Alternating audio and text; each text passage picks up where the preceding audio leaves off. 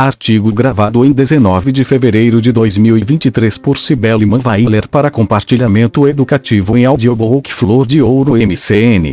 Acerca das noções de amizade e amor. Contrastes entre Aristóteles e Kierkegaard. Jadson Teles Silva 1. Resumo. Este artigo visa apresentar as noções de amizade presentes na Ética Nicomaqueia de Aristóteles, e seus desdobramentos e contrastes encontrados na filosofia moderna de Søren Kierkegaard, notadamente em As Obras do Amor.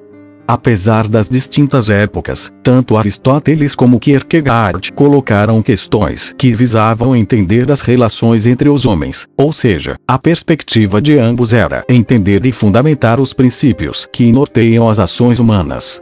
De início poder-se-ia indagar como as concepções da era pagã podem encontrar ecos na filosofia cristã do dinamarquês, mas apesar dos distintos paradigmas culturais, notamos que as noções de ética antiga foram basilares para a concepção ético-religiosa de Kierkegaard. Palavras-chave: Aristóteles, Kierkegaard, amizade, amor. O discurso filosófico sobre a amizade e o amor tem ocupado ao longo da história da filosofia um lugar de destaque. Desde a antiguidade clássica, os tratados sobre ética e moral privilegiaram em algum momento o conceito de amizade ou de amor para fundamentar os princípios que norteiam as relações entre os homens. Aristóteles notadamente foi um destes pensadores que deram luz à reflexão sobre aquilo que provavelmente mantém os homens reunidos, numa perspectiva não apenas pessoalista, mas também política, entendendo a amizade como condição indispensável para o homem buscar a felicidade. Kierkegaard também vai pensar a amizade e o amor para fundamentar seu discurso ético-religioso, colocando o indivíduo como peça fundamental ao se pensar a ética do comando divino do amor. Ambos deram contornos diferenciados ao tema aqui abordado, enquanto o primeiro se encontrava numa época em que a dimensão subjetiva do homem ainda não era tematizada nem problematizada. O segundo se põe de forma radical diante da interioridade, tornando-se um dos maiores pensadores da subjetividade. Estas distintas épocas, no entanto, se cruzam quando nos detemos a analisar a noção de amizade ou de amor, já que o tempo da filosofia não é o histórico, mas o lógico, e isso se faz necessário afirmar, já que a filosofia antiga é presença constante no pensamento de Søren Kierkegaard. Este regressa constantemente à filosofia pagã na era clássica, seja para demarcar o que é próprio do seu tempo cristão, seja para reafirmar muito do que fora dito. Neste trabalho buscamos entender como se desenvolve os contornos das noções de pilha em Aristóteles e como suas noções vão reverberar na filosofia moderna de Kierkegaard.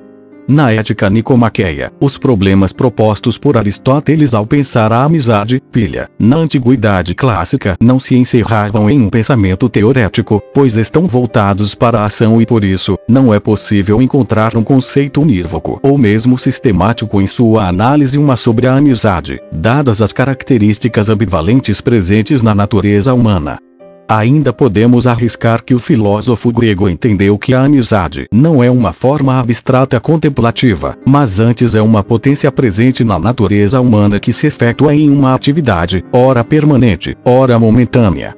Desta forma, ele se concentra em fazer uma tipologia, uma classificação e parte metodologicamente de experiências empíricas em que o Pileton 3 é constatado, tanto que ainda hoje podemos entender a amizade a partir das noções sugeridas pelo filósofo grego do século IV AC. Nota de página. Nota-se que a terminologia pagã é apenas uma distinção entre a filosofia pós-cristianismo em relação à filosofia clássica. Devo ainda assinalar que o termo não é pejorativo, apenas distintivo. 3. Aquilo que é amável. Fim da nota de página. O objeto da Ética Nicomaqueia não é a investigação sobre a condição de possibilidade que funda a relação entre os indivíduos, como posteriormente vai pensar Kant. Também não é o bem como uma forma pura e vazia como teoriza Platão, mas o que está no horizonte de sua reflexão são as ações que norteiam a busca da felicidade, que é em si mesma um bem, na qual a pilha é uma virtude fundamental que está sempre em movimento, kinesis, constituído, em certa medida, a polis, já que é uma virtude considerada por Aristóteles como uma espécie de elo entre os indivíduos e que assim garante a unidade na polis. E, pois, devido à quínesis presente nas relações entre os indivíduos na polis que uma fixidez conceitual dedutiva não pode orientar uma prática que exige um respectivo contexto. Ou seja, o tempo e o espaço precisam ser colocados em perspectiva ao se investigar as noções de pilha em Aristóteles, pois uma definição apenas formal e temporalmente lógica não é capaz de entender o agir humano com todas as suas contingências. Podemos afirmar que a pilha é uma virtude fundamental para se alcançar o bom viver e consequentemente a felicidade. Aqui a investigação aristotélica expõe 3 tipos de amizade que estão relacionadas pela semelhança e têm como condição a reciprocidade e ainda a reciprocidade entre as partes, ou seja, meu amigo precisa ter consciência que há uma relação de amor recíproco entre ele e eu e vice-versa. Aristóteles inicia suas considerações sobre a amizade afirmando que ela pode ser uma virtude ou implicar virtude. Tal virtude é de suma importância à vida, ela impulsiona o homem a viver e a fazer o bem. Ajuda o jovem a exercer de forma justa as ações e refugia os mais velhos diante das mazelas do tempo. E quando um homem no auge de sua idade tem a companhia de um igual, a pilha é de importância singular para impulsioná-los de forma conjunta à prática da boa ação e do bom pensamento. Em suma, ela é condição para que o ser essencial do homem seja realizável. Aristóteles distingue aquilo que deve ser amado e, segundo ele, amamos aquilo que é bom, útil ou prazeroso. Portanto, a amizade pode ser baseada nestas 3 razões, determinando os 3 tipos de amizade. Aquelas em que os agentes têm em vista a utilidade, ou seja, buscam um bem em comum, por exemplo, a prosperidade nos negócios. Assim também é aquela que tem por finalidade o prazer. Ambas buscam fins que não são agentes em si mesmos, mas têm a pilha em vistas de uma outra causa. Neste último caso, por exemplo, a agradável e mútua companhia. Aristóteles, 1984, p. 1157b, afirma que estas espécies de amizades são inferiores àquela em que desejo o bem ao meu amigo por causa dele mesmo. Os bons serão amigos por eles mesmos, isto é, em razão da sua bondade. Esse, pois, são amigos no sentido absoluto do termo, e os outros o são acidentalmente.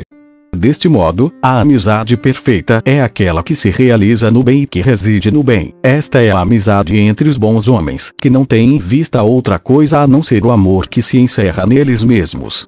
Lembramos que Aristóteles estrutura a amizade perfeita caracterizando como aquela que se efetua entre 2 homens de bom caráter, ou seja, moralmente bons, que exercem suas virtudes de forma excelente e que também não deixa de ser em volta do agradável e do útil. Nas palavras do filósofo, 1984, 1156b, 5:10. A amizade perfeita é a dos homens que são bons e afins na virtude, pois esses desejavam igualmente bem um ao outro enquanto bons, e são bons em si mesmos. Ora, os que desejam bem aos seus amigos por eles mesmos são os mais verdadeiramente amigos, porque fazem em razão de sua própria natureza e não acidentalmente. Por isso sua amizade dura enquanto são bons, e a bondade é uma coisa muito durável. E cada um é bom em si mesmo e para o seu amigo, pois os bons são bons em absoluto e úteis um ao outro. E da mesma forma são agradáveis. Com efeito, a amizade por utilidade ou por prazer, que podem ser ditas como imperfeitas e se constituem acidentalmente, só se sustentam até o momento em que os envolvidos podem obter bens, ainda que estes sejam aparentes 4, mas quando este bem deixa de ser obtido por uma das partes a amizade cessa. Como já referenciado, a amizade perfeita está presente entre os bons, entre aqueles de caráter virtuoso, que mutuamente se amam, que não são amigos por acidente, mas porque desejam o bem em absoluto um para com o outro. Desta maneira, Aristóteles compreende que este tipo de amizade é a mais duradoura, pois nela está reunida as qualidades necessárias para que os amigos possam manter uma relação permanente como semelhantes que são e onde a atividade e o pensamento tendem para o mesmo lado. A amizade também implica escolha, pois é um amor mútuo, ou seja, amo um amigo que eu escolho, visto que temos a disposição para tal, e a escolha se dá porque naturalmente somos bons e nos relacionaremos no bem e para o bem, pois nos amamos em vista de nós mesmos e não em vista de algo útil ou prazeroso, já que o amor em si mesmo implica também ser agradável e útil um com o outro. A amizade perfeita, então, além de comportar a mútua reciprocidade, se funda no ato de querer o bem ao amigo tendo em vista ele próprio. Contudo, lembra o filósofo grego, que desejar o bem a outrem não seria apenas benevolência, pois a amizade é atividade que requer ao mesmo tempo reciprocidade e reconhecimento, algo que não está presente na benevolência. Nota da página 4. Vale aqui ressaltar que Aristóteles identifica como bem aparente aqueles que são úteis e agradáveis, na medida em que estes são um certo bem. Fim da nota da página. Artigo gravado em 19 de fevereiro de 2023 por Cibele Manweiler para compartilhamento educativo em audiobook Flor de Ouro MCN. Todavia, o estagiarita percebe que tais homens são raros e como a amizade é uma atividade, uma espécie de virtude que precisa de tempo para que possa ser efetivada e que assim se cumpra a exigência da proximidade e da confiança, a fim de que a justiça possa ser depositária da estima mútua, e consequentemente esse tipo de amizade também é escasso, além de não ser isento da possibilidade de ser corrompida com o tempo. Para Aristóteles, a amizade pode vencer as distâncias, mas não durante muito tempo, pois a amizade é um ato que se atualiza a cada dia, ela conjuga caráter e ação, ou seja, além da moral, o hábito também é requerido. Portanto, o convívio é uma das condições para a solidificação e atualização da amizade entre os amigos. Para Aristóteles, 1984, 1158b, 25, a amizade entre os pais e os filhos, entre os irmãos, a amizade entre marido e mulher, entre o homem mais velho e o jovem, entre o soberano e os súditos, ou mesmo entre o senhor e o escravo são relações de amizade desproporcionais e devem ser regidas de forma que o melhor deve receber mais amor do que dá, assim como deve ser mais útil, para que assim possa ocorrer uma certa igualdade entre as partes. Porém, nosso autor afirma que quando uma relação é entre um ser muito superior e outro muito inferior, não há possibilidade de amizade, como o caso entre os homens e os deuses. Ele também lembra que há um fenômeno que escapa à sentença acima supracitada, o caso do amor materno, já que a mãe doa aos seus filhos mais amor que estes, sendo que ela é a parte superior na relação com seus filhos. Aristóteles assevera também que a amizade entre os desiguais está baseada na utilidade ou no prazer, já que os inferiores buscam aquilo que o tornará superior ou, ao menos, sair da condição de inferioridade. Marcos Zingano, 2007, p. 469, no célebre texto Estudos de Ética Antiga faz uma interessante observação acerca do bem como a finalidade das relações entre os homens em Aristóteles. Segundo ele, todo bem que resulta de uma relação de amizade é aparente, mesmo aquele que relacionado à amizade perfeita, o que denotaria que Aristóteles na Ética Nicomaqueia mergulha o bem definitivamente no reino obscuro da intencionalidade e ainda que, porque todo bem verdadeiro ou falso, somente é concebido como tal em um contexto inevitavelmente intencional, no qual algo é tomado a certo título. O que toma o homem vulgar não é o bem verdadeiro. Porém, um e outro estão condenados para sempre ao mundo opaco das intenções. Eis porque, na Ética Nicomaqueia, o homem por excelência virtuoso, o prudente, é apresentado como se fosse ele próprio a norma e o critério de nossas ações. O campo da intencionalidade é o ponto crucial para a doutrina moral kantiana 5, o que aqui podemos perceber é que segundo a tese de Zingano, Aristóteles já previa nessa sua radicalização no apontamento do bem como um fim no qual o homem se põe como meta, o problema da intenção de uma ação moral. Nota da página 5. Kant pretende fundamentar sua doutrina moral a partir de conceitos a priori, já que para ele, não podemos jamais saber se a intenção de uma ação é moral ou não. Fim da nota da página. Segundo Zingano, Aristóteles tentou encontrar uma unidade para o conceito de amizade ao relacioná-la com a semelhança entre o bem, o útil e o agradável, mas acabou por não reduzir os três tipos de amizade a um só e pôs os três tipos de forma irredutível, de modo que as relações de amizade poderia se assemelhar no concernente à atividade, mas não daquilo que é o seu respectivo objeto, ou seja, o fim visado é sempre irredutível em cada espécie de amizade. Para Aristóteles, a polis é uma comunidade política constituída por comunidades menores. a família, os guerreiros, os artesãos, etc. Cada comunidade exerce uma função ou tarefa na polis e na qual os membros cooperam unidos pela pilha que diz respeito a cada comunidade específica, já que cada comunidade menor possui seus propósitos distintos e com a finalidade de suprir certas necessidades à vida e a cada cidadão em particular. A justiça e a amizade se coadunam na comunidade, formando e moldando as relações entre os cidadãos, sejam elas comerciais ou pessoais.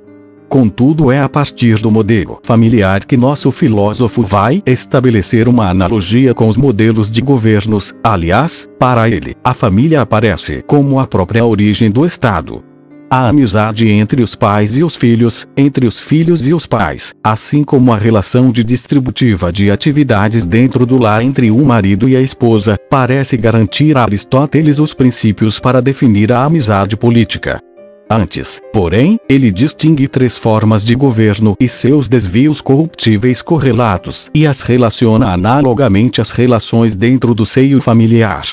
O primeiro seria a monarquia e seu correlato degenerante seria a tirania. Ambas as formas são distantes entre si e têm apenas em comum o governo de um só homem. O rei tem em vista o bem-estar de seus súditos, ao passo que o tirano visa apenas seus próprios interesses. Este modelo de constituição pode ser analogamente encontrado na relação entre os pais e seus filhos, ou seja, um bom pai deve proporcionar para seus filhos bens superiores. Sendo assim, afirma Aristóteles, 1984, 1161 a 15, 20. E tal é a amizade de um pai, embora este exceda outro na grandeza dos benefícios dispensados, pois é a causa da existência dos filhos, a qual todos consideram o maior dos bens, assim como provê a sua alimentação e educação. Tudo isso se costuma atribuir também aos avós. E acresce que, por natureza, um pai tende a governar seus filhos, os avós aos descendentes e os reis aos seus súditos.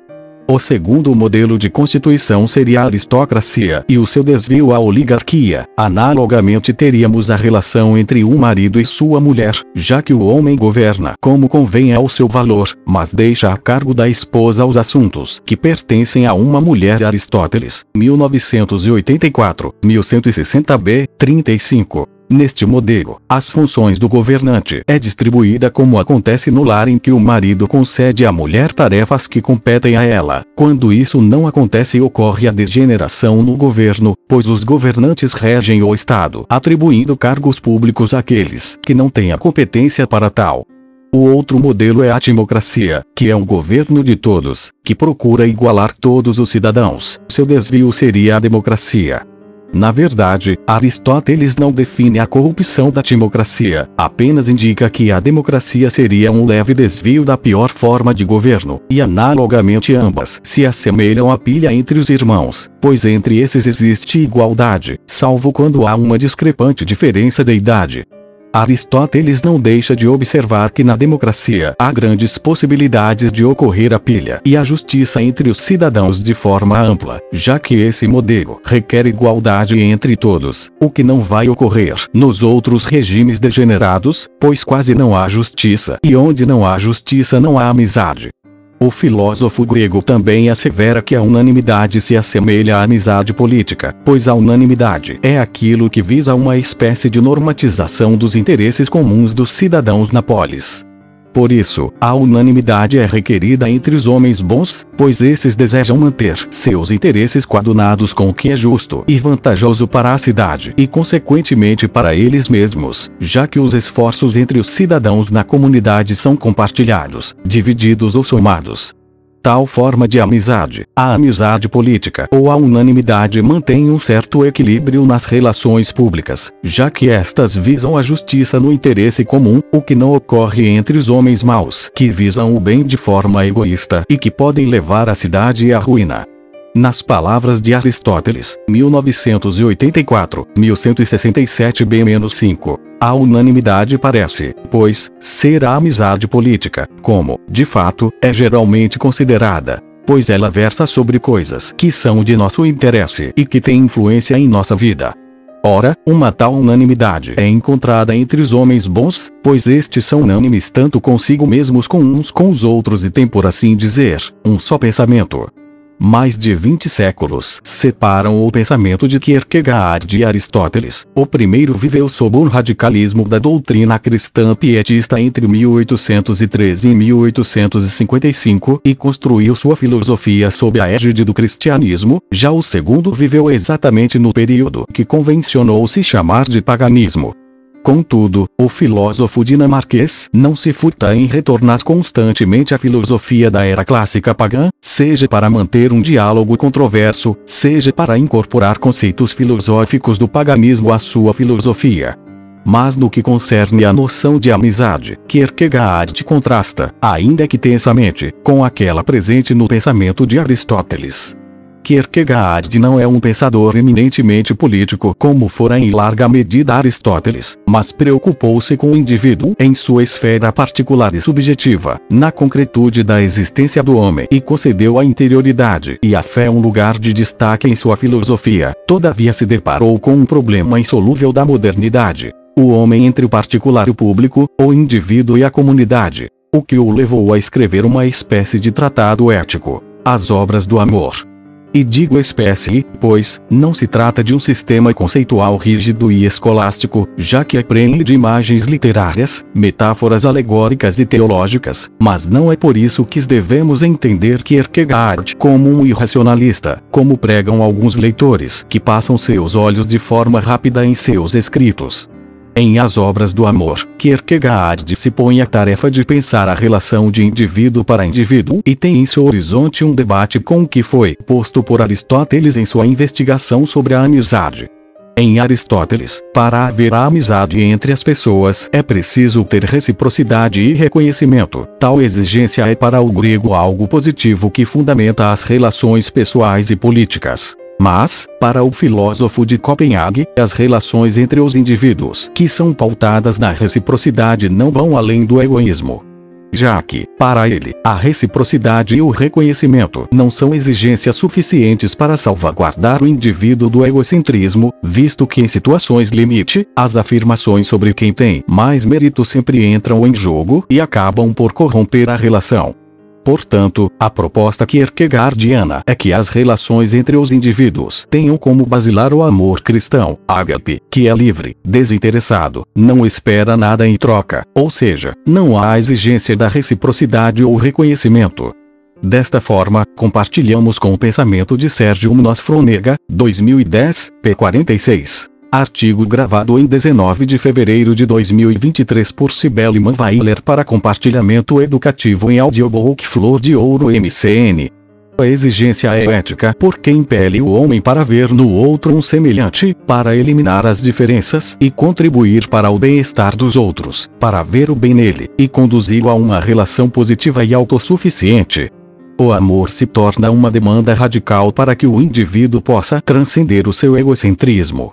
Mas, Kierkegaard não está se referindo ao amor, no sentido tradicional da palavra, mas do amor cristão, que não tem nada a ver com uma forma especial de relacionamento, mas se estende a todos os tipos de relacionamento, ou seja, esse amor se torna o primeiro em qualquer relacionamento.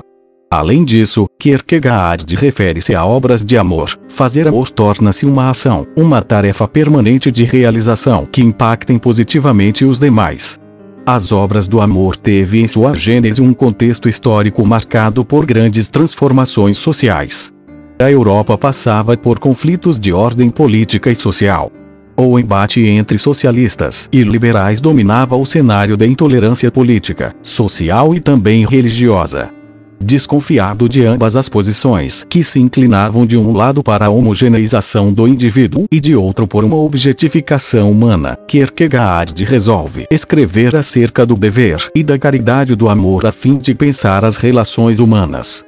Partindo de uma perspectiva cristã, ele faz uma interpretação acerca do mandamento cristão: tu deves amar ao próximo, que escapou aos escritos filosóficos da época, fazendo desse imperativo cristão objeto de uma longa análise em forma de discursos acerca do amor e em busca de edificar uma proposta ético-religiosa.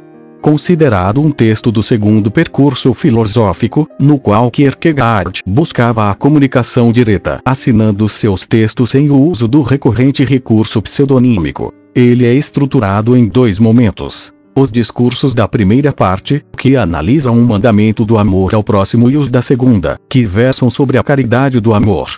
Segundo Álvaro Valls, Kierkegaard visa restabelecer conceitos que definem o sentido do cristianismo original, ou seja, ele quer resgatar a verdade do cristianismo perdida na história.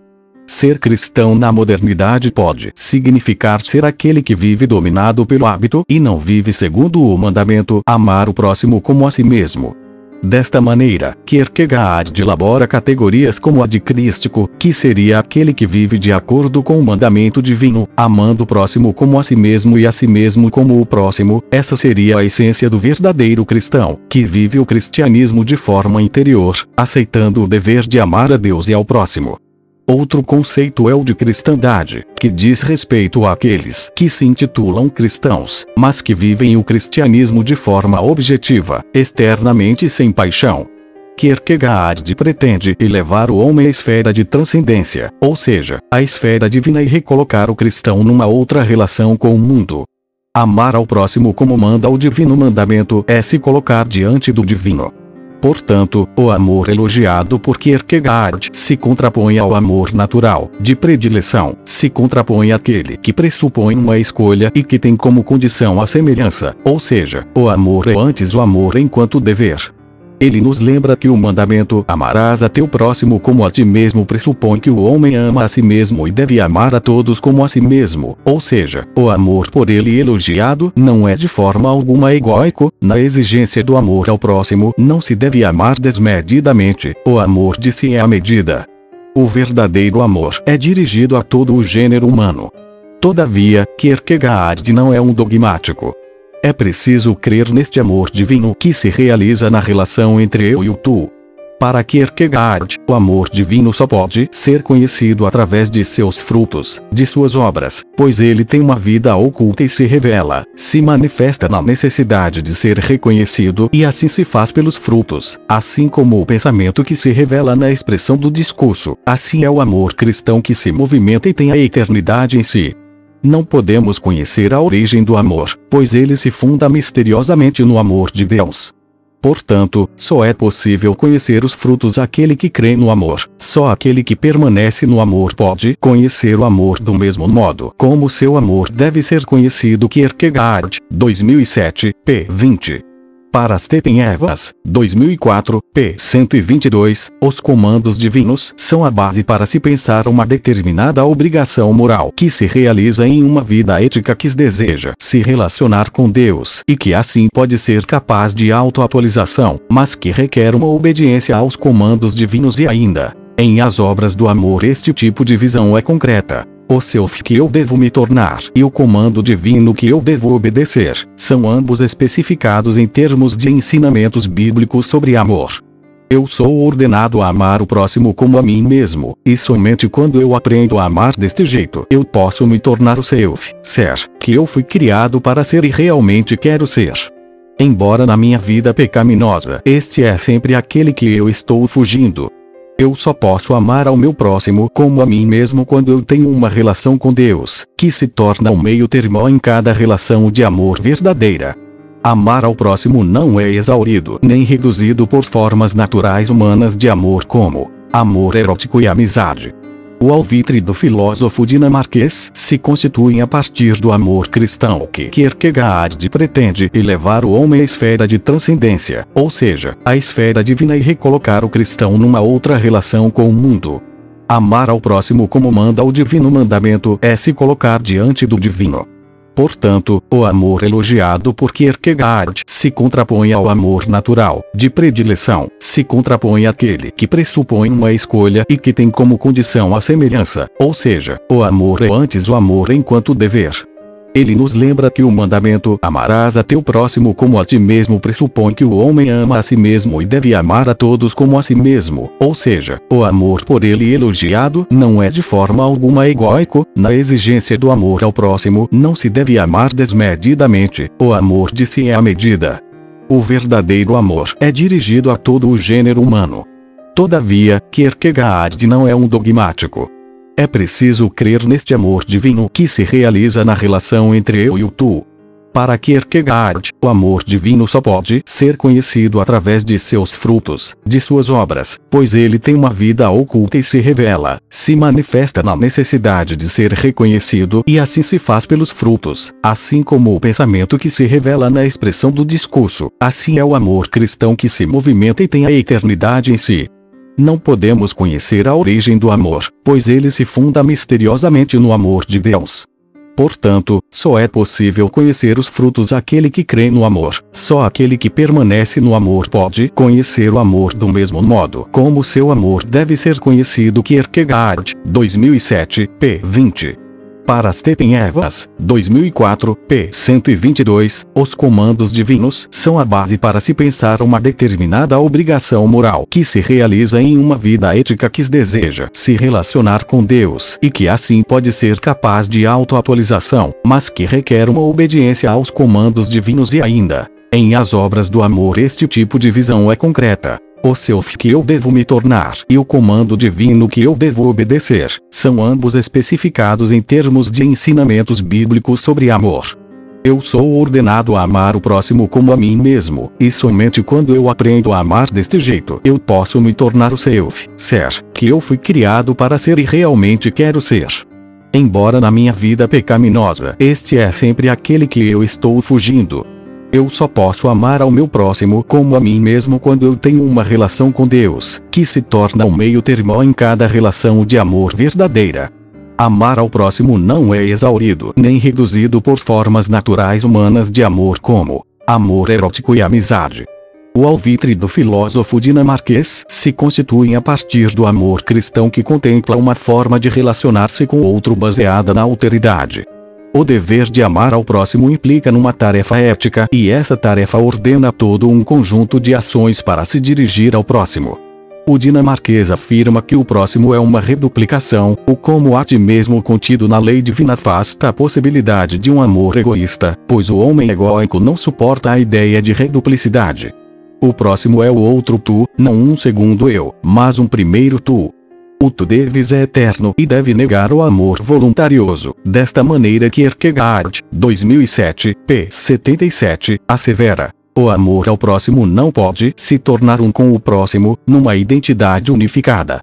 O amor ao próximo é amor entre dois seres eternamente determinados como espírito cada um para si. Amor ao próximo é amor segundo o espírito, mas dois espíritos jamais podem tornar-se um, no sentido egoístico. Só no amor ao próximo, o si mesmo, que ama, determina-se de maneira puramente espiritual como espírito, e o próximo é uma determinação puramente espiritual.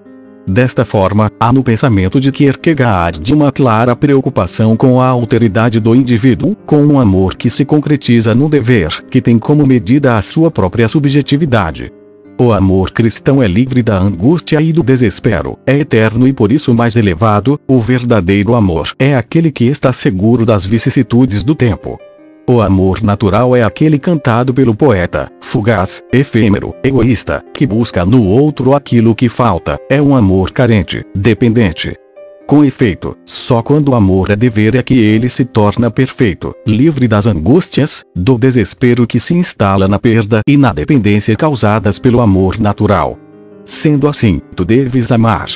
Só quando o amor é um dever, só então o amor está eternamente assegurado contra qualquer mudança, eternamente libertado em bem-aventurada independência, protegido eterna e felizmente contra o desespero. Kierkegaard, 2007, p. 45. Contudo, lembra o pensador de Copenhague que o ponto de partida da doutrina do amor cristão não pode ser o amor erótico. Na doutrina do amor cristão, o amor erótico passa a ter lugar na consciência, pois, antes de manter uma relação de predileção, é preciso primeiro ter consciência se o predileto é antes um próximo. Kierkegaard não nega a dimensão erótica presente nas relações entre os indivíduos, porém o erótico não pode ser superior ao amor cristão. Segundo Evans, Kierkegaard é um pensador combativo mesmo quando o assunto é o amor e sua polêmica aqui se volta contra três figuras: o pagão intacto, corrompido ou impuro e o iludido. O primeiro é um conceito que Kierkegaard relaciona com o paganismo na antiguidade clássica antes do advento do cristianismo e no qual ele vai ter em horizonte para contrastar com o paganismo contemporâneo onde as outras figuras têm lugar. O dinamarquês radicaliza sua crítica contra esses últimos e mantém uma relação dúbia e de tensão com os primeiros, apesar de rejeitar todas as noções de amor e amizade presentes na cultura pagã dos gregos antigos. A figura do pagão corrompido é identificada ao homem secularizado, como afirma Evans, 2006, p. 126. Uma pessoa que eu designo pagão corrompido pode ser melhor descrita como uma espécie de secular, pensador emancipador que tenta compreender a substância da ética judaico-cristã sem a fundamentação desta. Este pensador é diferente do pagão intacto que acha a ideia do amor como mandamento absurda. O pagão corrompido aprendeu do cristianismo que amar é um dever. A diferença entre esta visão e o genuíno cristianismo é que a lei moral é vista pelo pagão corrompido como algo que não precisamos de Deus para obter. Notamos, assim como Evans, que o homem secularizado é fruto do movimento histórico iluminista que atingiu seu ápice na filosofia alemã do século XVIII e que culminou para o filósofo de Copenhague em uma liberdade que se estabelecia através da autonomia da razão e que nega a fé. Essa também é uma crítica que podemos identificar como sendo endereçada a Ludwig Feuerbach, que afirmou em sua obra A Essência do Cristianismo que a essência de Deus é a mesma essência do homem. O secularizado é aquele que quer se colocar no lugar de Deus. Contudo, o mesmo Feuerbach ajudou a Kierkegaard perceber a figura do pagão iludido, como aquele que vive na cristandade, se comporta como um pagão, mas de forma iludida e doentia se acha um cristão. O pagão iludido é o conceito pelo qual Kierkegaard interpreta a filosofia antropológica de Feuerbach. O pagão iludido é exatamente identificado com aquele homem que reduziu sua essência à divina. Este homem é aquele que entende que o dever de amar se confunde com o mero amor natural, de predileção, ou seja, ele concebe o amor divino como meramente humano, ele o domestica. Nas considerações de Evans, 2004, p. 126. O pagão iludido é o indivíduo que acredita que o amor ao próximo possa ser identificado com naturalidade, meramente humano, e amam celebrados pelos poetas como amizade ou amor romântico, ou na melhor possibilidade de entendimento, se vê o amor ao próximo como algo que alguns têm ao seu lado ou em adição a estas formas naturais de amor. O amor cristão é, deste modo, de acordo com Kierkegaard, domesticado. Tanto Aristóteles quanto Kierkegaard buscaram entender o movimento que o homem faz para se relacionar um com o outro e que essa atividade tem em vista a busca pelo sumo bem. Por isso acreditamos que apesar de todos os contrastes anunciados, devido em certa medida às épocas distintas em que ambos viveram, eles em algum momento se tocam de forma positiva. Aristóteles afirmava que a amizade é a virtude suprema e anula o egoísmo através da busca em comum de dois homens semelhantes que pensavam e agem reciprocamente. Kierkegaard, por sua vez, rejeita a reciprocidade. Para ele, a exigência ética na relação de um homem para com outro é unilateral. O homem volta-se para sua interioridade, reclamando para si o amor absolutamente desinteressado para com o próximo, e tal movimento é promulgado por uma lei moral transcendente que visa o amor como uma obrigação, o comando divino do amor.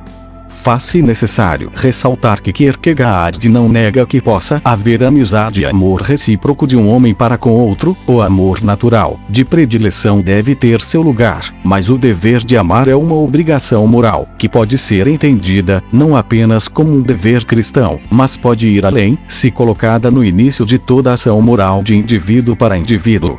Artigo gravado em 19 de fevereiro de 2023 por Cibele Manweiler para compartilhamento educativo em audiobook Flor de Ouro MCN.